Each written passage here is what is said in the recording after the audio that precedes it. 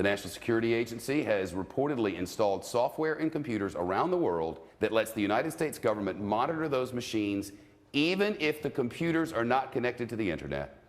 They can get to you whether you're online or not. The American public learned a little more today about the sweeping surveillance of telephone communications revealed by Edward Snowden. The government we also learned some information today about that Target credit card hack. What are you hearing on that? Security Agency uses Right, the data. so here's And the Target thing. The top secret court order is forcing Verizon to turn over all phone records for calls made in the U.S. to the National Security Agency, and not just calls made to overseas numbers. When you call grandma in Nebraska, the NSA knows. We are in a connected world. Everything that's on the internet, everything that you've ever posted, from the first time that you logged in to Facebook or Twitter or Tumblr or Snapchat, everything is still there. A child born today will grow up with no conception of privacy at all. They'll never know what it means to have a private moment to themselves, an unrecorded, unanalyzed thought. And that's a problem, because privacy matters. Privacy is what allows us to determine who we are and who we want to be.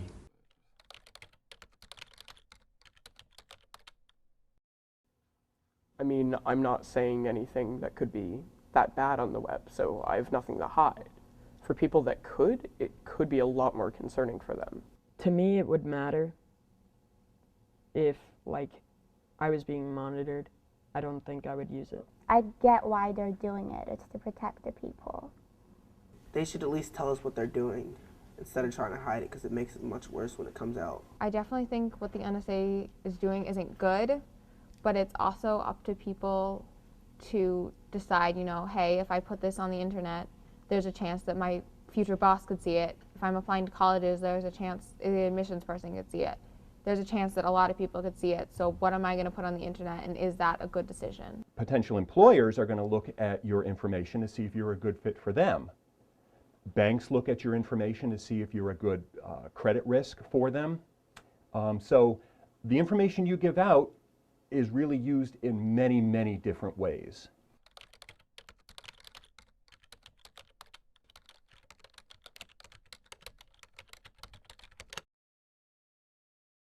The NSA, which was supposed to only track foreign intelligence, does admit that it violated the rules and broke some of the privacy rules protecting Americans thousands of times. This comes just 1 week after the president promised new safeguards and ways to make these surveillance programs more transparent.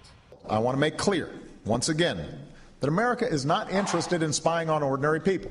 Nobody is listening to your telephone calls. It turns out they're totally listening to your telephone calls! We now know that while the NSA collected phone records and emails as part of their surveillance program, they also mistakenly intercepted the messages of innocent Americans, including telephone calls made over satellite lines from the Middle East from our soldiers. The NSA is not given unrestricted access to people's private communications. To my knowledge, let's just take the example of telephone metadata.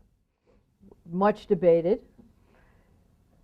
What people are given to understand is that the NSA can listen to any telephone conversation, look at any data surrounding who you've called, how long you've spoken to them, who they've called, who your entire network of friends might be. Guess what? Not true.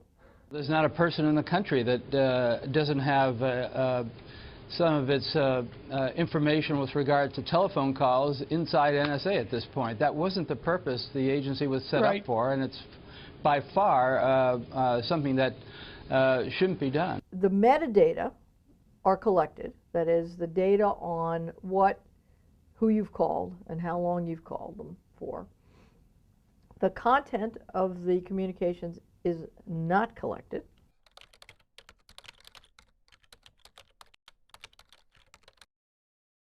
What's your business is your business, and that's something that it completely has to do with you, no one else. We all have to have our privacy and Like we have to make sure that nobody watches us. Definitely people's lives are becoming more publicized, and you know, you talk to people, actually talking to my grandmother, and she's like, all this stuff you have now, like I would have never known, you know, what my friends were doing at certain moments because we just didn't keep in touch like that. It seems like kind of a natural human right to have things be private to yourself, but at the same time, it's their government and they're controlling what goes on in their country, and they also kind of have the right to that. No, I think it's a good thing. I think it's necessary.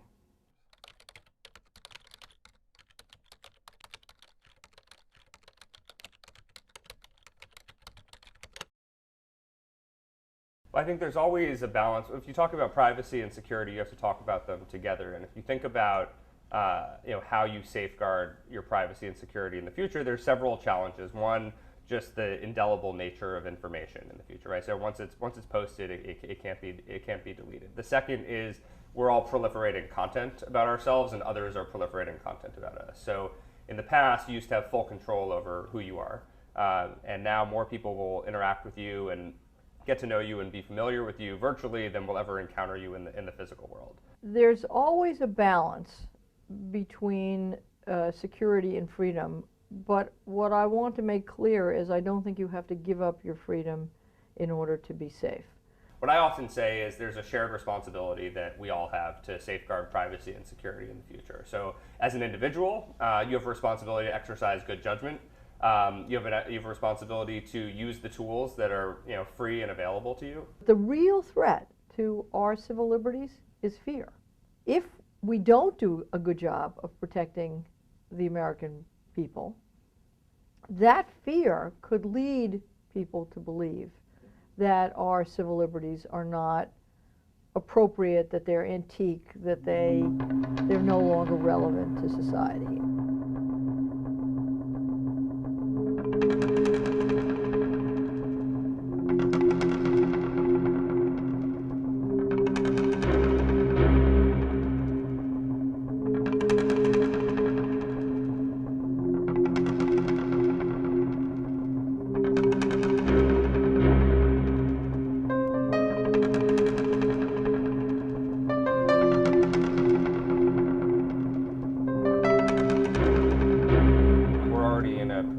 State of cyber warfare around the world, right? So, you know, countries are allies in the physical world or adversaries online. You see that with the U.S. and China.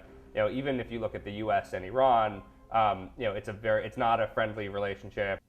You should be concerned about the very questions that are the subject of this project of yours, which is how do we stay safe and how do we stay free?